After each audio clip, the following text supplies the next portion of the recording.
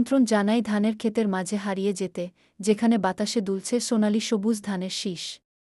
সূর্যের কোমল আলো আর পাখির কাকলিতে ভরা এই দৃষ্টিগুলি মনকে প্রশান্তি ও ঐশ্বর্যের অনুভূতিতে ভরিয়ে তুলতে পারে। এক পা ফেলুন শান্ত, রহস্যময় বনাঞ্চলে। গাছের পাতার ফাঁক দিয়ে উকি দেয়া রোদ আর পাখির গান যেন আপনাকে প্রকৃতির নিবিড় আলিঙ্গনে জড়িয়ে রাখে। প্রতিটি কোণে লুকিয়ে আছে শান্তি আর নিরাময়ের অমূল্য জাদু।